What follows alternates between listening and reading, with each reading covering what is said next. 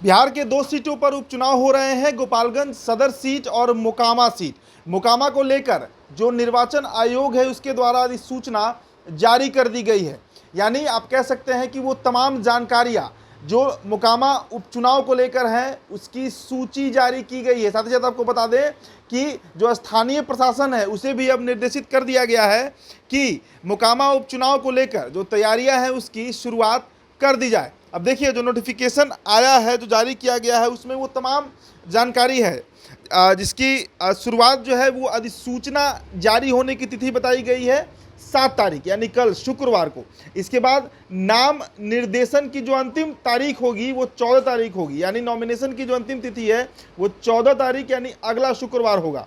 इसके साथ ही साथ आपको बता दें कि उसके बाद जो जानकारी दी गई है उसमें कहा गया है कि संवीक्षा की तिथि जो है वो 15 अक्टूबर होगी और अभ्यर्थिता वापसी की अंतिम तिथि यानी नॉमिनेशन जो वापस लेने की तिथि होगी वो 17 तारीख होगी, 17 अक्टूबर। और मतदान की जो तिथि है जिस दिन वोटिंग होगा वो 3 तारीख होगा, नवंबर का महीना होगा, 3 नवंबर यानी छठ के बाद।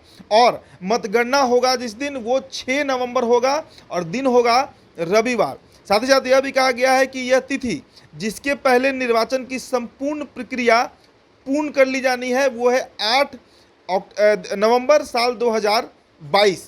इसके साथ ही साथ यह भी कहा गया है कि जो पत्र दाखिल करने के लिए जो निर्वाची पदाधिकारी, सहायक निर्वाची पदाधिकारी के कार्यालय परिसर के 100 मीटर की परिधि में किसी भी वाहन का प्रवेश वर्जित होगा। तो मोकामा विधानसभा क्षेत्र में आचार संहिता जो है वो अब लग चुका है, यानी चुनाव को लेकर चुनाव आयोग जो है, निर्वाचन आयोग जो है उसने पूरी तरीके से कमर कस ली है और अब बस वो समय का इंतजार है जब पार्टियां जो हैं वो अपने प्रत्याशियों के नाम घोषित करेगी। हालांकि जो खबरें अभी तक आ रही हैं, राजद से नीलम देवी का टिकट, अनंत कुमार सिंह की पत्नी का जो टिकट है वो लगभग फाइनल हो चुका है। बीजेपी किसे टिकट देती है इस पर अभी पेच फंसा हुआ है, लेकिन बीजेपी में जो नाम सबसे आगे चल रहा है, जो हमारी बातचीत से बातें निकल कर सामने आ रही हैं, वो ललन सिंह का नाम आ रहा है, जो पूर्व में भी उस सीट से जेडीयू के टिकट पर और कभी निर्दलीय भी चुनाव लड़ चुके हैं। तो अगले 48 घंटों से लेकर 72 घंटे के बीच में, अगले 2 से 3 दिनों के बीच प्रत्याशियों के नाम भी घोषित हो जाएंगे। और ये बात का भी कयास लगाया जा रहा है कि 11 तारीख को राजद और 12 तारीख को बीजेपी का जो प्रत्याशी होगा वो अपना नामांकन दाखिल करेगा। इसके बाद बिगुल जो है वो फूंक दिया जाएगा, प्रत्याशी चुनाव प्रचार प्रसार में लग जाएंगे और छठ के पहले तक जितना प्रचार प्रसार है वो कर लेना होगा। चूंकि 3 तारीख को ही वोटिंग है तो उसके 24 घंटे पहले से जो प्रचार प्रसार है वो बंद हो जाएगा।